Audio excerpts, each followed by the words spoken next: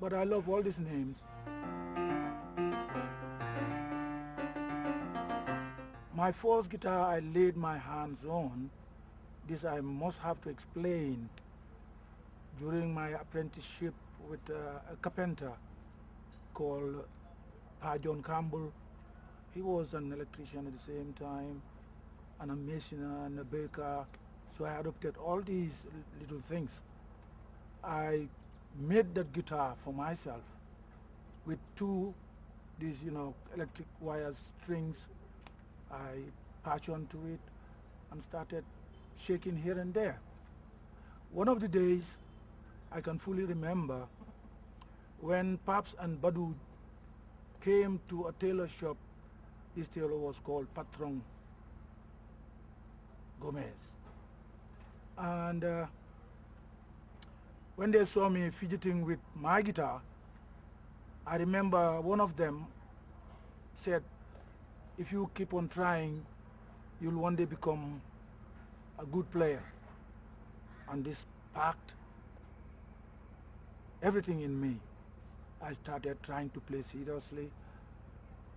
With a friend called Dan Juf, we bought a guitar. Amata, a popular entertainer. A lot of us know Amata through the Simba and entertainment. When he dresses to go to a ballroom, he dresses from top to bottom, everything match. What a walking stick. This was all part of the entertainment. He bought the guitar for us from the, the port, from a seaman. And I continued with trying to play till Paps called me in because they've lost their guitar player who was Samin Dami. He left and they brought in May Johnson, another big timer, good player, and he taught me some few things and I continued learning by myself.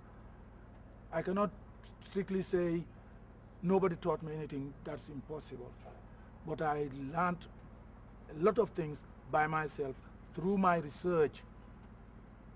I think I'm happy to say that I taught myself.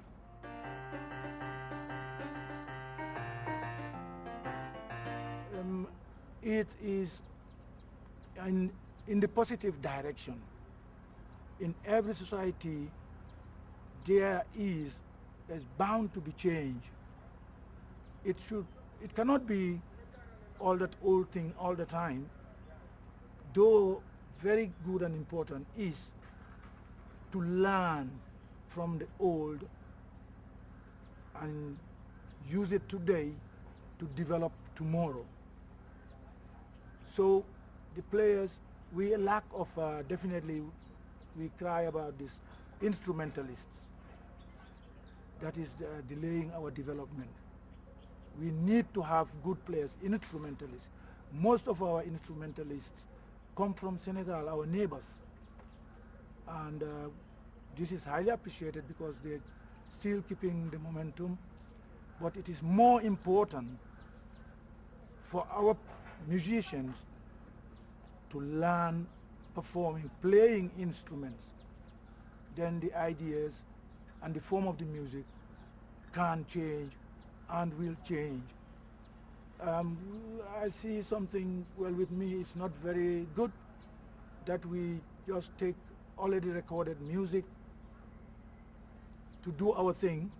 It is nice, but it is nicer when you have a live band, especially with Gambian talents, with our Gambian ideas and mentality.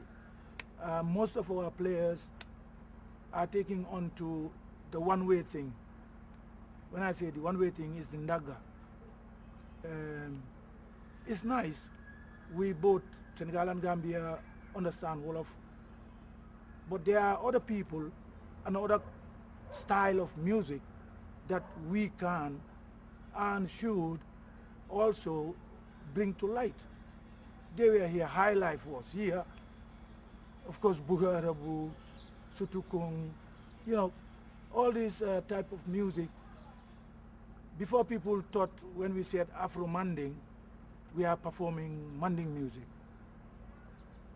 We have Manding music in our music. But at that moment that they were criticizing, we had more of Wolof tracks than any of the other tribes. And also, proud to say this also, that I'm one of the strong believers of our style of Afro-Manding, which does not mean Mandingo music, we mean African. The base must be African, from anywhere, from Egypt, from Senegal, from Somalia, from South Africa. It must be African in the first place. But then we know West Africa more. We are born in this sub-region. And the Mandingos, the Manding Empire was one of the big kingdoms, if not the largest kingdom. So we said the people that the Manding people were mingling with were intermarried and brought some new breed. So we said Afro being African, Manding our sub-region, and that is the idea of the Fangbundi music.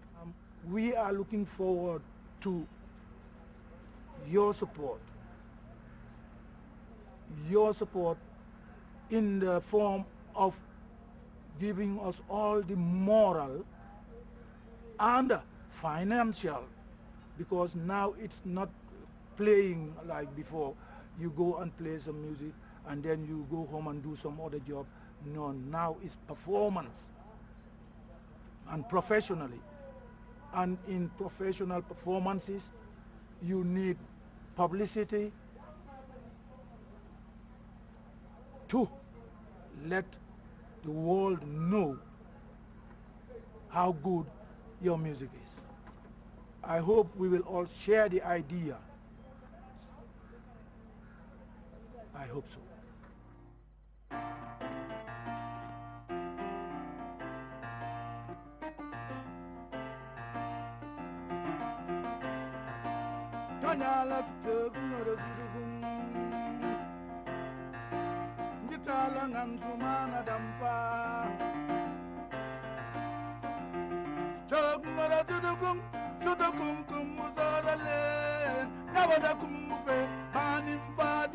Never